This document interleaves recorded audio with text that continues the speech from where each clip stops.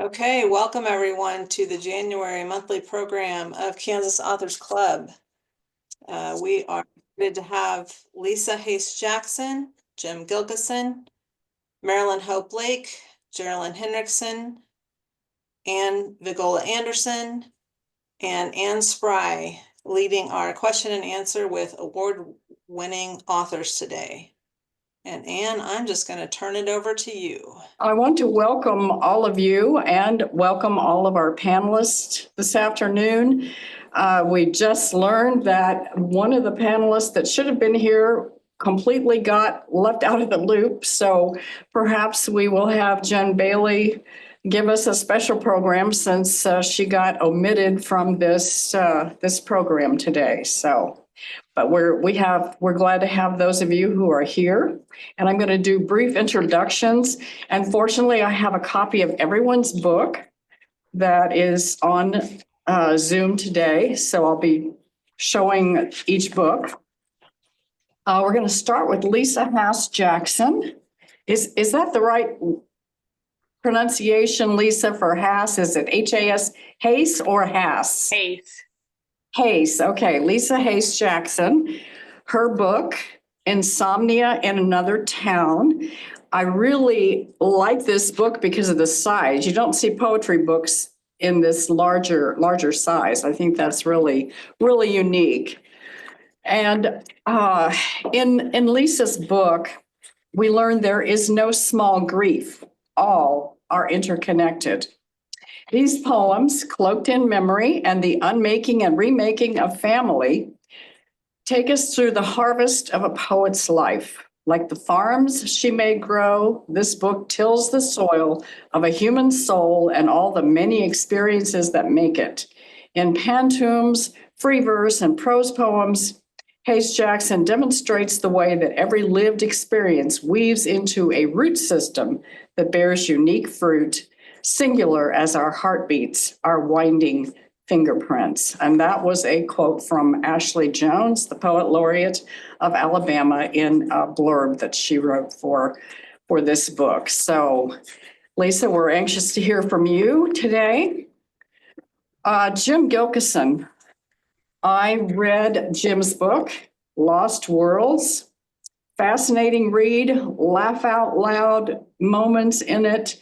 It is someone that a baby boomer like me who lived through the late 60s and 70s really can appreciate. So this is a really great book.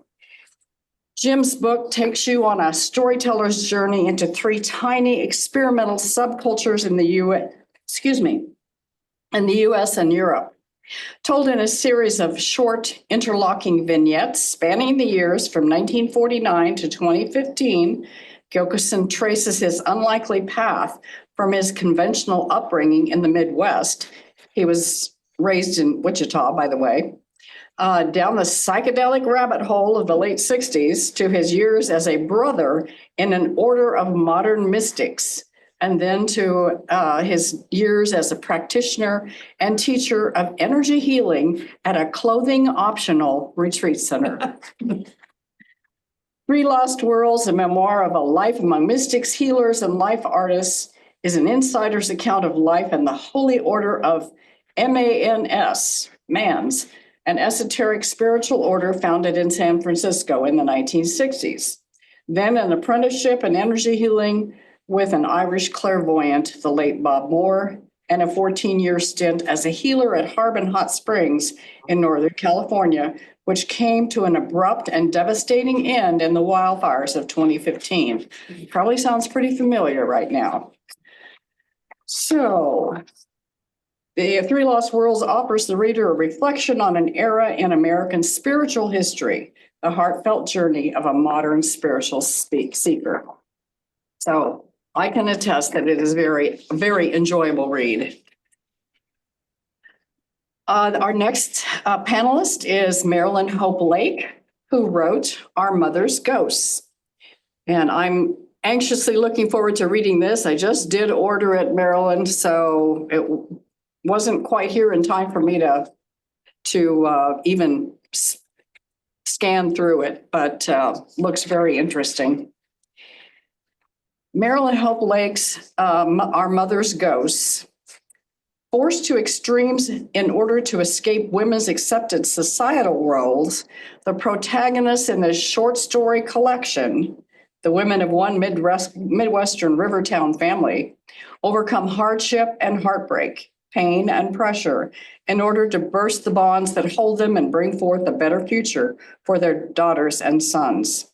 Their struggles comprise a panorama of women's issues that span the 20th century: social injustice, sexism, discrimination, and racism. These ordinary women experienced it all, and the unique ways in which they dealt with these issues illustrate a past we should all hope to leave behind. Our next author, panelist, is Jerilynn Jones Henrikson, Remembering Martha. I have read this, and it's a very enjoyable read. This book turns family history and lore into story. Martha, the protagonist of the book, grew up in the small town of Neosho Rapids, Kansas, at the turn of the 20th century.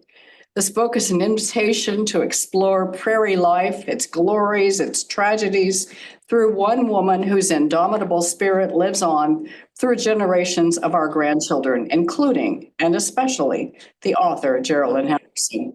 This novella is a work of fiction inspired by an interview with the author's grandmother. And I could have sworn when reading this, Jerilynn, that it wasn't fiction. It felt that real. The characters they really came to life. And then we have Adventures of Bottle Calf. Sorry, I had to reach around my computer and get this.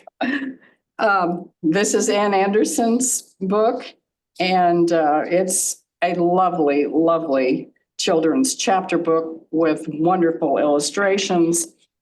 And in this book, Ann takes us back in time to her grandparents' farm, where Bottle Calf was born during an early spring blizzard. With illustrations by the talented Sarah Long, this gorgeous book will be, I had a blizzard in my brain, will be your go-to for holiday gift giving and beyond. So this is a great book to reminisce with and to read to your grandchildren. So good job, Anne.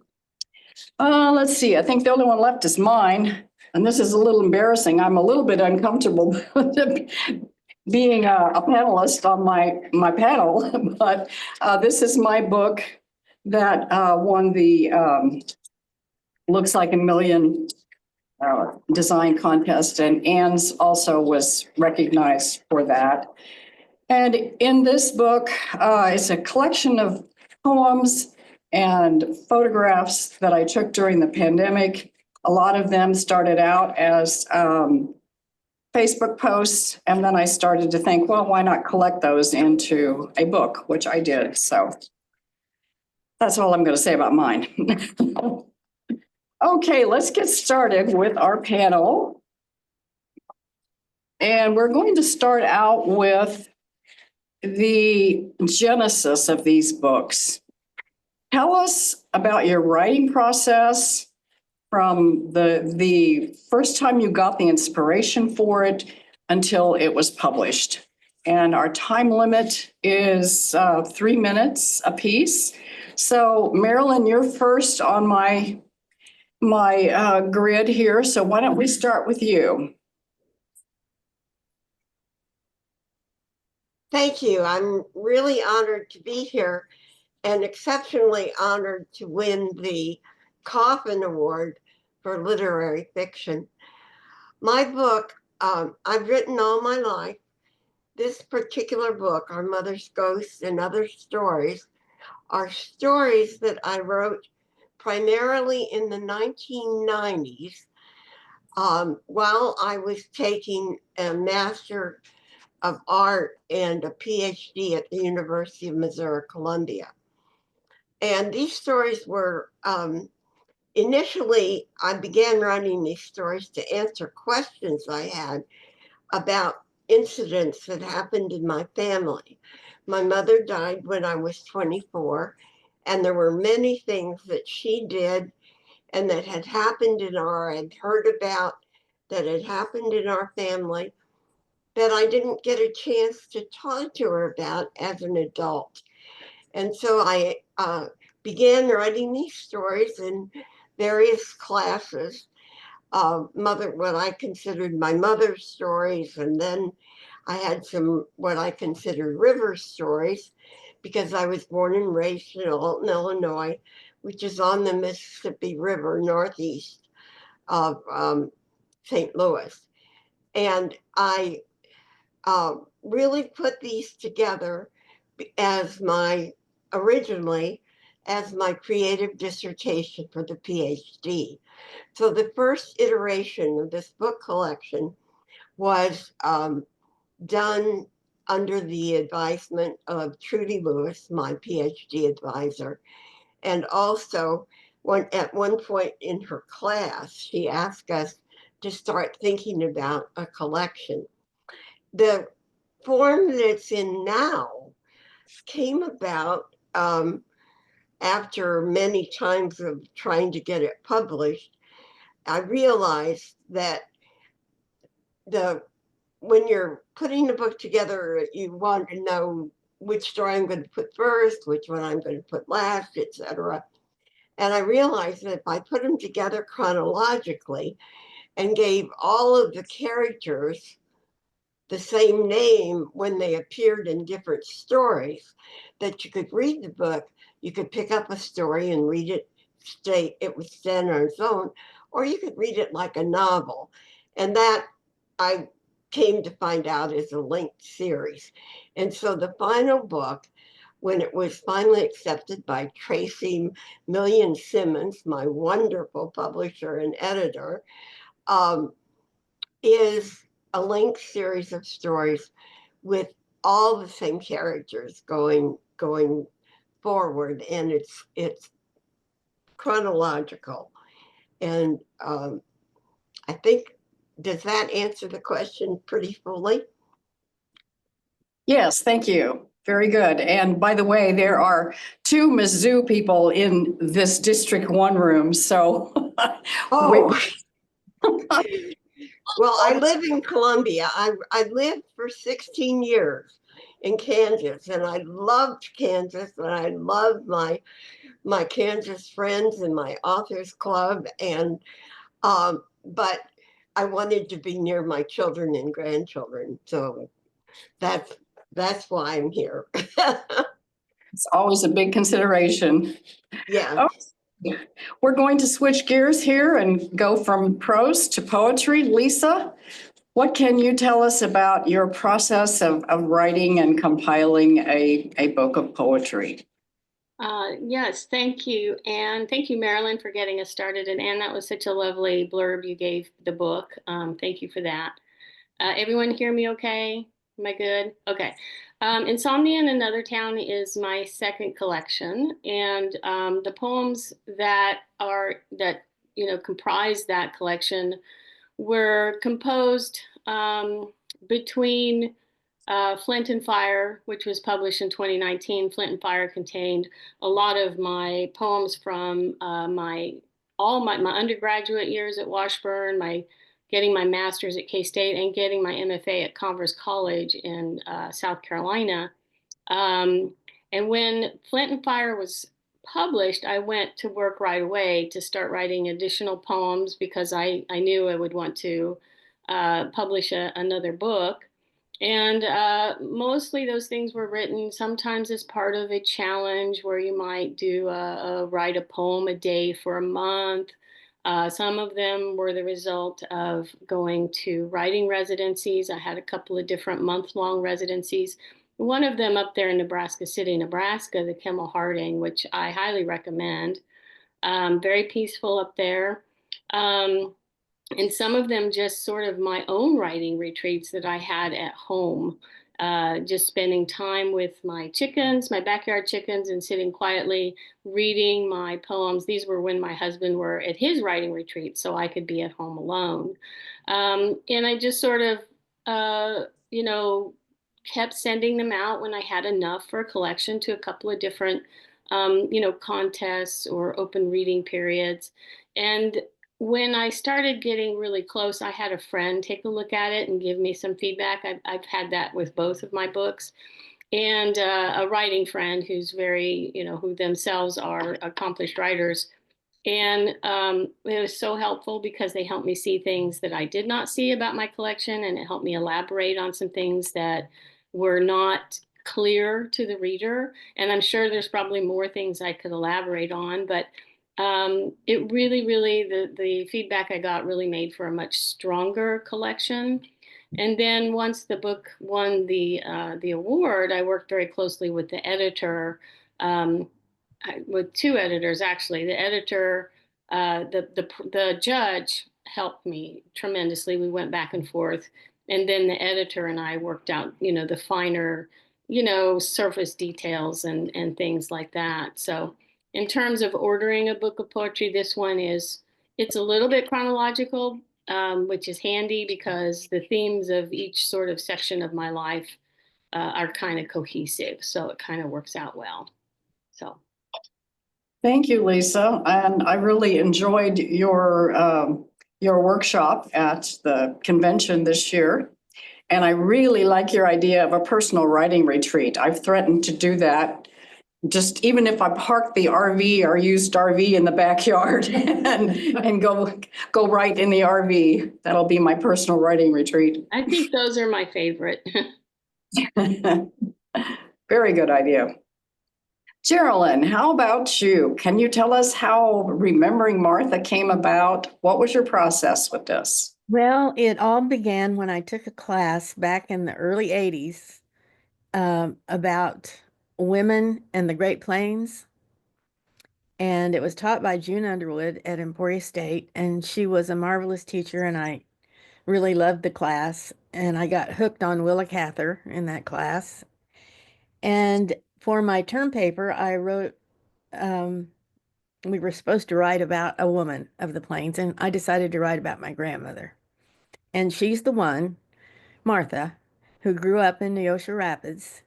And I invited her to my house to interview her for this paper that I had to write. And she came, and I must tell you that her mission in life was a war on dirt. She was a woman who cleaned thoroughly all the time. And she espoused that every housewife worth her salt had all her sixes and sevens done by 8 o'clock in the morning. And so when she came to my house for this interview and got there at about 7:45 and found my laundry hanging on the line, and she was so proud of me, so excited, and I just didn't have the heart to tell her it had been hanging there for 3 days. Because that's not the kind of housewife I was or ever will be. But at any rate, we had a lovely day, and the resulting paper was something I was very proud of, and it ended up in the best of Emporia State that year.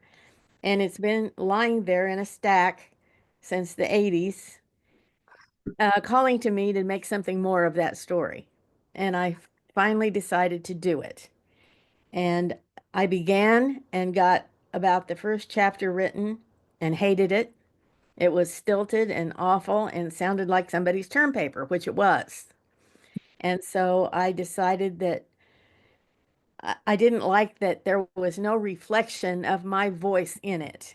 And you may not be able to tell, but I do have a really strong voice. Not everybody likes it, but everybody knows whose mouth it came out of. And so I decided I needed to insert myself in this story. And so I used that idea of the interview as a link to put the story together. In other words, I interrupted myself, which I know is a no-no. It's sort of like Ferris Bueller's Day Off when he stops and looks in the camera. Well, I was doing that. I was making asides right directly to the reader. And it seemed to work, and it made me feel better about the whole thing. And so that's how I went ahead and put it together. That was the genesis. That's how it began. Very good, very good. And I recall those asides now after reading the book, and they are pure Jerilynn. They are. There's no around it. Unique. Okay. All right, thank you. Jim, we're going to call on you next. How about your writing process? There's a hint of that in your book as to how all this came about, but since a lot of people haven't read it, why don't you outline it for us? You'll need to unmute, Jim. Okay. Well, yeah, thank you, Anne and Tracy, for putting this together today. I look back at the beginning of this book. I had 2 other books before that, and in those books, I was really encouraged to tell stories. They were, more how-to books. And so the whole process of storytelling and identifying stories from my world was essential to that process. I had a whole lot of little vignettes from my life, and in 2019, I had an operation on my neck that put me in a neck brace. And I spent the whole summer kind of without anything to do but write. And so thanks to Scrivener, a program I really like, I was able to, this kind of lets you see the forest and the trees at the same time. And so I started stacking those stories together, mostly from my own life. And it ended up as a kind of loose manuscript that was autobiographical and way too large. My long time friend, Denise Lowe, who some of you know, has also been my editor on many occasions. And I threw this to Denise, and 2 things happened. One was getting this thing focused. And that's where the idea of the 3 lost worlds came from, of 3 distinct phases, periods of my life that had their own, there were on-ramps into those times and times getting out and then times getting into whatever was next. And so the process helped me sort of see a through line in the events of my life and the places I've been. So we had this idea of 3 lost worlds to focus it. Then with Denise's help, we started doing a weight loss program on the whole thing. And it went from over 100,000 words to just over 70. And later that became another series of stories. Those stories were kind of detours and getting in the way of the flow. And so we just took them out, and they became another set of stories, which later became the 11 Directions of Kansas. So there was that. I had all that time. Just looking here, I think the idea of identifying stories in my life and stringing them together, and you get to do this when you're in your 70s, of looking back and having an idea of what the time is. So that was the genesis of this book. Okay, thank you. I find it interesting that you used Scrivener when you were in a neck brace. That might have been a challenge. But one thing that I will add as an editorial comment is that your book is full of self-deprecating humor, and there are lots of really funny moments in that self-deprecation. So, thank you, Jim.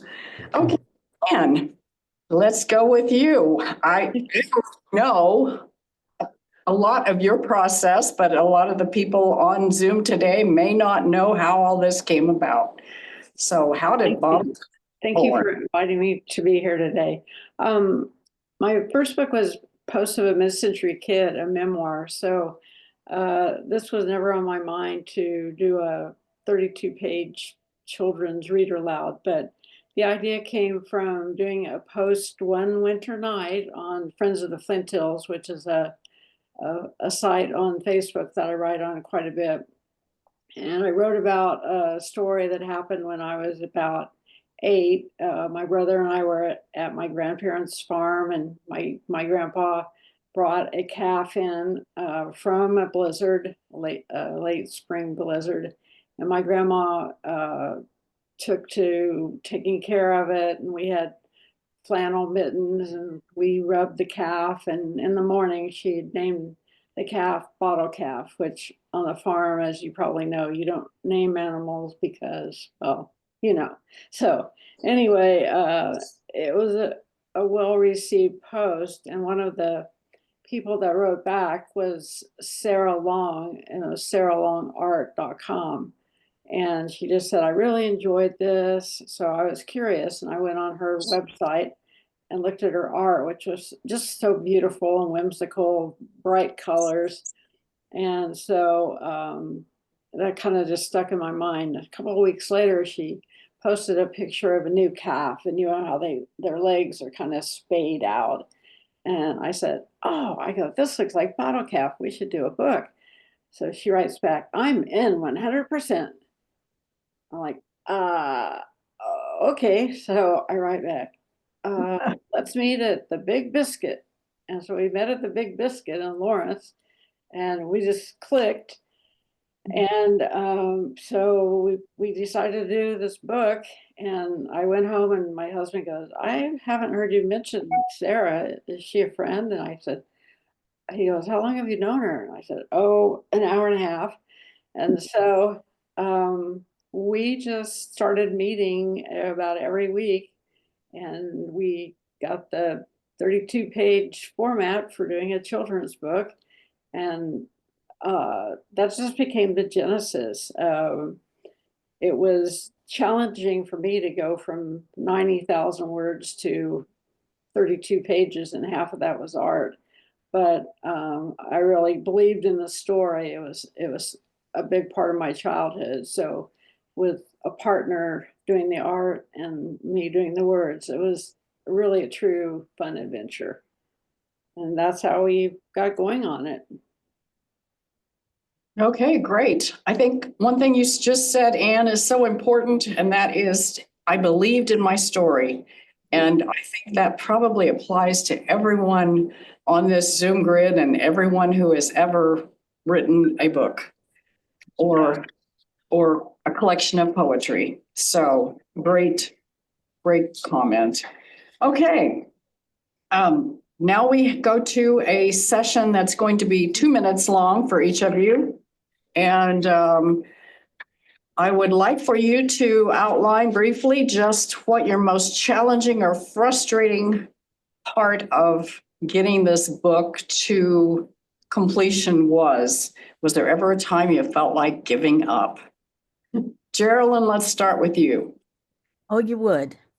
Great. That's fine. For me, the most challenging part of any of these things that we set for ourselves is the beginning. Where do I start? How do I start it? Where is it going? And for me, I only had, let's see, from 1981 to 2023 to think about it. So obviously this story had been in the back of my mind for a long time. So there was a long beginning. Once I sat down, it happened pretty quickly. And once I got over the hurdle of the problem with the lack of personality in the story, then I was on my way. I also think another difficult moment comes when you get to the end.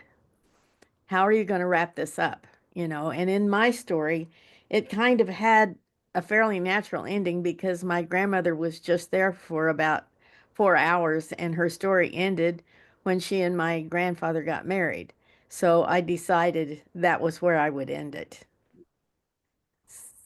So I really didn't have a lot of problems with the story. It sort of flowed out pretty easily. Very good.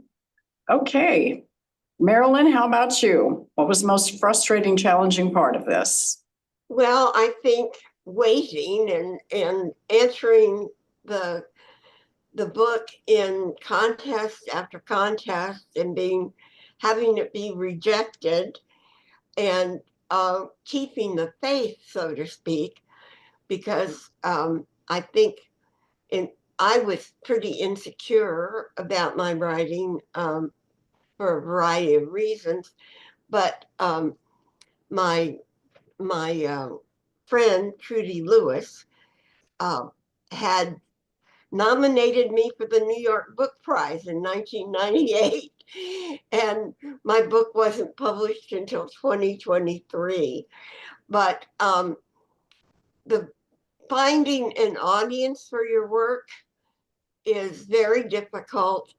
And when I sent my book to Tracy at Meadowlark, I was really confident because I felt that their mission, as it is described, really was truly what my book is about. My book is about 4 generations of a Midwestern family and all the role issues and women's role issues that women experienced in the 20th century. The other very frustrating thing was at one point, a publisher said she was interested in the book. And after jumping through hoops, including answering what she called an author statement, which took me 24 pages of telling her how I would publicize it and, practically, excuse me, the size of my bra. I mean, it was like, then nothing. I heard nothing from them for months. And finally I said, well, are you going to publish it? And she sent back a text, well, I really liked it, but one of my partners liked it, but the other one didn't. We're not going to publish it. And that stopped me for a year. I mean, that really, it was such a kick in the face that I just didn't send the book out after that for a year. So that was a real problem. But finally I found Tracy in Meadowlark Books, and I think I have a very strong faith in God and a feeling that things happen when they're supposed to. So I waited 25 years for the book to be published, but I got a great editor and who made the book much better in terms of well, just made it better. She and I really clicked, and she liked the work. And I think that's super important, that your editor cares about the book. And so I'm glad I had to wait. Very good. I think one thing that really resonated with me when you were speaking is having faith in yourself, because I think there's probably not a single person in this Zoom room that hasn't had a real crisis of confidence in what they're doing and whether any of it matters or not. We feel like imposters. So yeah, that's a real challenge to get past that sometimes. So, okay, Jim, how about you? What was the most challenging part besides writing in a neck brace? Well, first I'll say I never had a time once I got going that I thought I would quit the project. I think in particular with this book, one of the big challenges was doing what you do in a memoir and contacting people who show up in the memoir. And yeah, you have to do it. I mean, if I'm talking about my brother and stuff with him, I learned early on that that's what you do. And so there are a lot of people I talk about who I had to contact, and you inevitably run into memory clash, meaning, I mean, the kindest thing my brother said was, I remember it all differently from you, but it's your memoir, and so on. And that was good. But having to do that, like a lot of times with people, and in some cases blurring their identity because they didn't, for whatever reason, want to be identified. Had to do some of that. And I got all that, very much drilled into me. Reading Mary Carr's book on the art of memoir is a very good book, by the way. So that was a difficulty, a tedious task, but it was worth it. It informed the book more than had I not taken those steps. And I can't conceive of doing it without having done that. So I would say that was the biggest frustration. It made the project drag on. And then having Denise cut out all my great stories, not all of them, but we killed a few darlings in that book. Yeah. I'll bet. Yeah. Yeah. Yeah, that's something we don't often think of, and I don't think everybody in the world has the memo that each of us has our own lived experiences and they're totally different, even if you're in the same family. That's definitely an issue. Mhm. Okay, Lisa, how about you? What was the most challenging aspect for you in your poetry book? I mean, yes, some of the things that have been echoed here already about, the self-confidence and the imposter syndrome that can sneak in, and that can really be debilitating when you start in with that compare and despair situation. And while as a writer, I get very excited about spending time with other really well-known, wonderful prize-winning writers, it can be incredibly intimidating to be in a very, very large ocean and be a very, very tiny fish. And just try to remember to tell myself, well, at least I'm out here swimming in this ocean, right? Right alongside these big fish. And it's been sometimes very tempting to change what I write about, to, maybe create poetry that is a little bit more uh, getting more attention at this point in time in our literary history in this country. But I can't write those poems. I can only write the poems that I write, and there are people out there who like that type of poetry, and so that is who I write for. And just trust that, get those poems out in the world, get my words out there. If they touch even one person, then that's a lot more than if it never gets out there at all. And that's a continuing struggle, is that whole, the comparing, and, am I getting, the kinds of publications that successful writers should get? But honestly, those things don't matter to me. I just think they should matter to me, and I get confused and distracted sometimes. But mostly I send my work to places in which it would be meaningful to me personally to have my work appear, and don't worry about the prestige or anything like that. Which isn't to say that, yeah, anyway, I think you get what I mean. Yeah, we sure do get what you mean. Very, very, very insightful. So thanks for that, Lisa. Anne, how about you? What was your biggest challenge with Bottle Calf? Sarah and I talked a lot about publishers, and like Marilyn said, our first, really our only choice was Tracy, because we believed in her reputation. I guess I've always had a crush on Tracy as a publisher, and so we believed that she could produce the best book for us. And the other thing that we believed was she brought a team with her, and that was really important.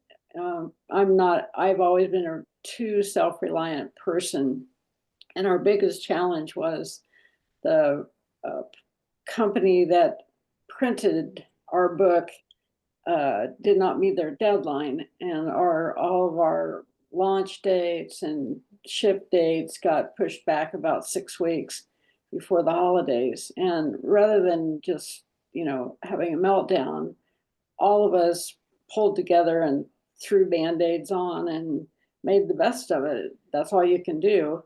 And maybe other publishers would have just let you figure it out. And I think that's so important, to have a team that sticks with you and has a good attitude. And melts down with you, not just leaves you in the dust. So that was really helpful to me. We never felt like quitting. We got through it, and yes, we wish we'd had that 6 weeks back, but we made the best of it. So that's what I learned. You had a nightmare story for a little bit, didn't you? And we have two people that raised their hands in recognition in this room. So I think other people have been down that road where deadlines weren't met or something happened with the printer or whatever. But yeah, those are nightmares. And I think we've all experienced those to a certain extent. So it all comes out in the wash, doesn't it? Okay, last question, last topic. Again, 2 minutes each. Do you have any marketing or writing process tips for others hoping to win a future Kansas Authors Club book contest? We will start with Jim. Marketing tips. Mhm. Okay, I want to echo what has been said about getting an editor who gets what you're doing and likes your project. That's, at least for me, that's been just incredibly important.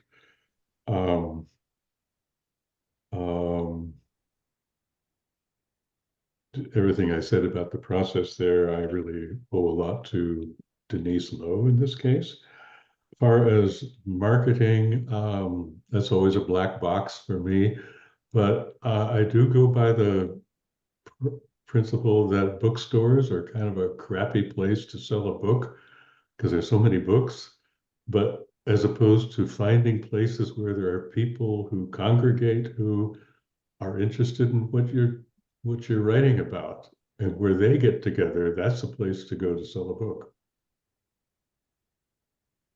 So have you tried to sell your book at any monasteries? No, they would, no.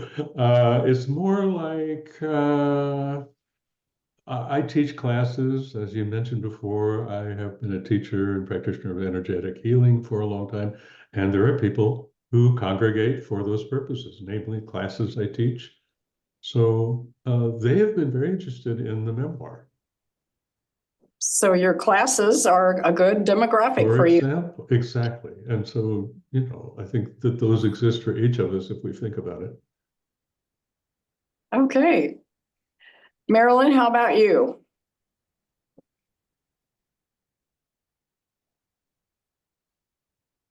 Unmute, hon. Are you talking to me? I Yes. was afraid that would Oh, I happen. thought you said Marilyn. So, Marilyn rhyme. That's confusing. So did you say Marilyn or Jerilynn? I said Marilyn. Okay, hi. In terms of marketing, I think personal contact is your very best. I think Jim mentioned that. I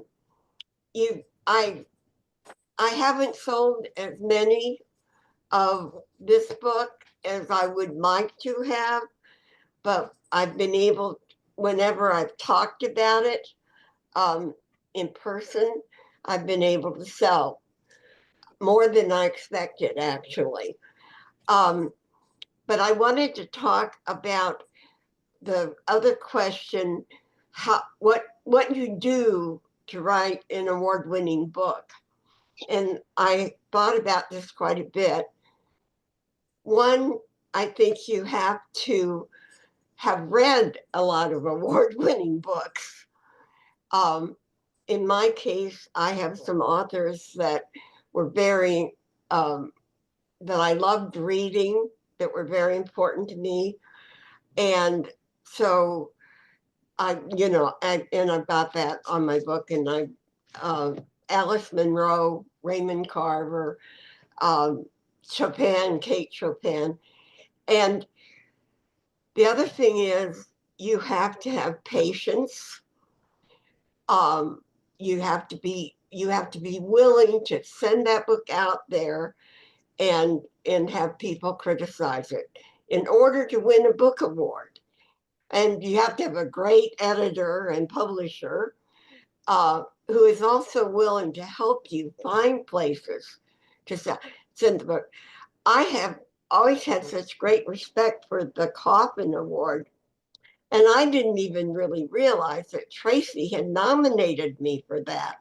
I thought I was nominated for It Looked Like a Million because I think the way she produced that book, it does look like a million.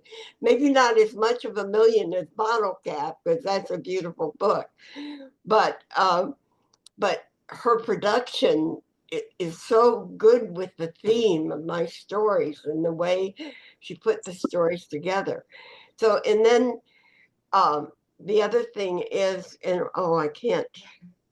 I'm just, you have to enter the contest. And I don't recommend entering a contest where you have to pay a lot of money to enter it. I kind of have a limit. If it's over $25, I'm not going to enter a story or a poem, or in the case of the book. Although I must admit that for my memoir, my book of memoirs, I spent over $100 when I entered it into the Missouri Writers Guild, and I won third prize, which was $15. But the recognition was what I wanted. And I might mention, just because I'm so proud of it, I won the Coffin Award at Kansas Authors Club, but I also won the Walter Williams Award for a major work of literary fiction from the Missouri Writers Guild within the same month. And Wow. for someone who's 83 years old to finally be recognized like that, well, it was a godsend. But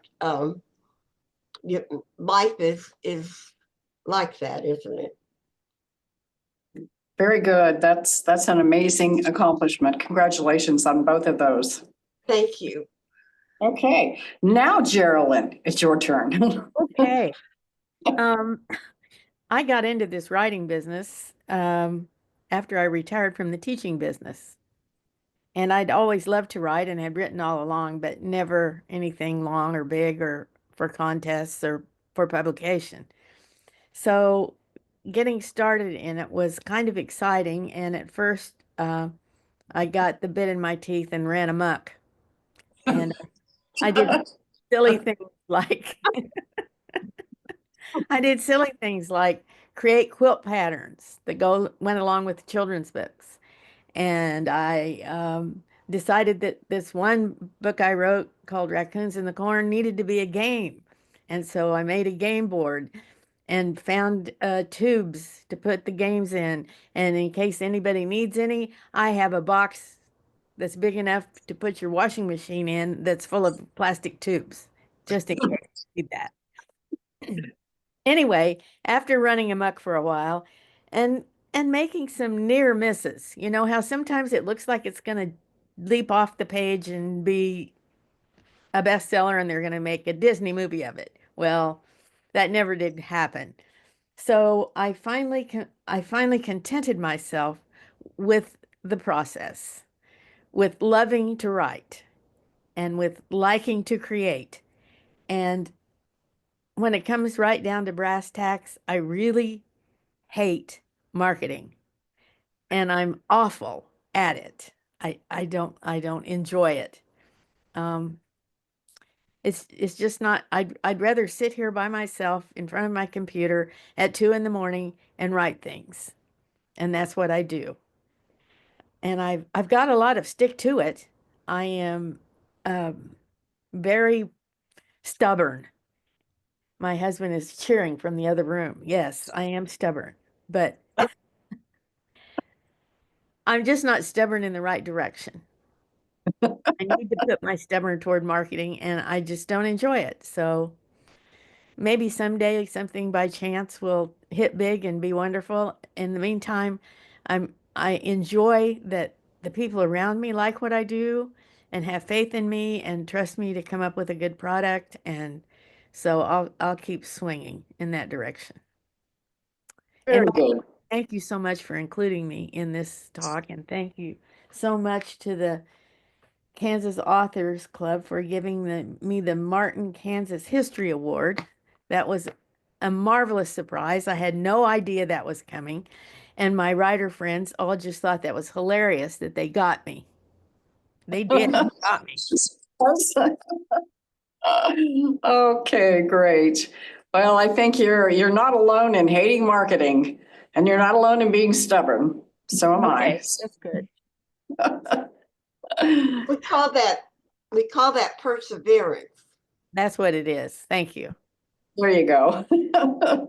That sounds much better. Okay, Lisa. Gosh, so many good things have already been said here. I'll try to say something, that's not exactly the same. I totally agree with focusing in on the process. And I know for me, if I start thinking about publications or awards, I will immediately stop writing because now what I'm writing isn't fun anymore. The stakes are too high. I can't afford to make mistakes or write crappy stuff. And really, it's the crappy stuff that turns into the good stuff through revision.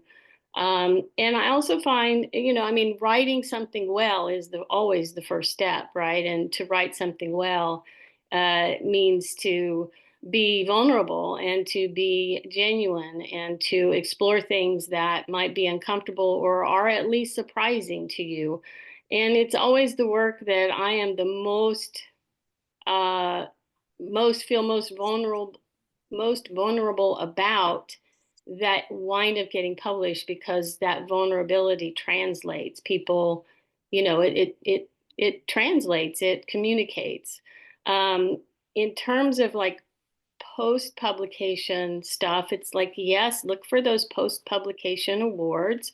And it does seem like once a book wins an award, it's sort of like vetted and other people will then start to bestow awards on it. So that's always very nice when that happens. I don't think it's something you can control. And the marketing stuff, I sort of sneak up on it because I also would prefer to just stay in my room and write. But I can sneak up on it in various ways. And it's like if a particular website picks up a poem and publishes it, then that helps. So where I place my poetry makes a big difference. There are just some places that get more readership. And maybe it'll catch the eye of Best American Poetry, or it'll catch the eye of Verse Daily or Poem a Day. So that's one way to sort of passively market, is just get my stuff placed in those sorts of publications that get the widest readership. So, and other than that, don't be a jerk. I guess that's good advice. Oh dear, I'm in trouble. On this Zoom grid would qualify for being a jerk. I hope not. Except for Jerilynn when she does her turkey calls. Sorry. You're asking for it. You realize that, don't you? Yeah, there's nobody in this room that are jerks. I didn't even need to say that, but I guess that's good advice. Anne, we will close with you. What advice would you have for marketing, writing tips? For authors or anybody that wants to be an author or a poet, go to the Kansas Authors meetings, the retreats, the writing retreats. Before I did that, I knew nothing about that world, and it's connected me with hundreds and hundreds of good people, and I've learned so much. When I was a little kid, my mom took me door to door for the Heart Association, the Kidney Association, all that. She was the one that signed up, and we'd knock on the door, they'd go get $1, put it in the envelope. So I guess that was my beginning of enjoying marketing. I love going to the door with my mom and getting the $1.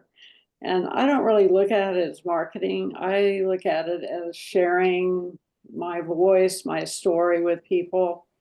And I think marketing has such a, it just freezes people. It's like fundraising. Most people don't like fundraising. So if you can think about, you've written something amazing and now you want to go out and share it with people. And I love, sometimes Van has a visiting nurse, and she was here the other day, and about 20 minutes later, she called and she goes, "Did you write Post of a Mid-Century Kid?" And I said, "Yes." And she goes, "Van and kitties. I thought it had to be you." And she came back to get me to sign her a copy. And that was like the greatest thing ever. And I think once you put those words out there, you want to keep nurturing them and watering them. And I think that's marketing, is to constantly be sharing what you've worked so hard on. That's marketing to me. Book clubs, libraries, indie book clubs. And I think that's the best thing to be doing. So don't say marketing anymore. Just, uh, you know, anything like that is just frosting on frosting, and be proud of, what you've written. So go share it with the world. So thank you for letting me be a part of this today. I really enjoyed it. And thank you for the commercial for Kansas Authors Club. So many friendships have been formed through this organization and through our gatherings, and even on Zoom. So excellent commercial for Kansas Authors Club. Marketing. All right. I don't know, do we have time, Tracy, for questions, or do we need to get to our respective meeting rooms? Yeah, we really need to get to our respective meeting rooms. You guys are awesome, like right on. We got 2 minutes here, so I'm going to give some quick announcements and then we'll open the breakout rooms for everyone. Thank you. I have told you again and again, I love listening to authors talk about their books, and this is great. So thank you to all of you. This is a good time to mention that our book awards for the 2025 award year, the guidelines have been updated, and we're gonna try to do something a little different, a little new with this book awards this year. So please, if you have a book that is eligible to enter this year, go read the guidelines. Don't assume that things stay the same. We are asking to have your books turned in by March 1st. We will honor the previous deadline of June 15th, but if you can at all get your books to us in the first 3 months, please do. Take a look at the guidelines. I put the link in the chat, but our goal this year is to announce finalists, like some of the, Midwest Book Awards and High Plains Book Awards do. So we'll announce 3 finalists in the summer, and that will give more of you, the opportunity to share details about your book. And then our winner again will be announced, as always, at the October event, which will be a writing retreat this year. So please take a look at those guidelines and make sure you get those books in as soon as possible. We are making a shift so that hopefully this will be the way we will handle it each year. And our deadlines for turning those books in will change. So make sure you have that on your list. Next month, we are very excited to have Marilyn Camberg presenting. She will be our February 15th program. And her topic is going to be grand openings. And she will be, Mary Lane's a fantastic presenter. She's from Olathe, Kansas. She's a professional writer with more than 25 years experience and the author of more than 30 books. She has had articles in Better Homes and Gardens, Marriage and Family Living, Christian Science Monitor, Healthy Kids, and many others. So plan on joining us on February 15th for Marilyn Camberg. And I have to find you all again. I'm going to stop the recording.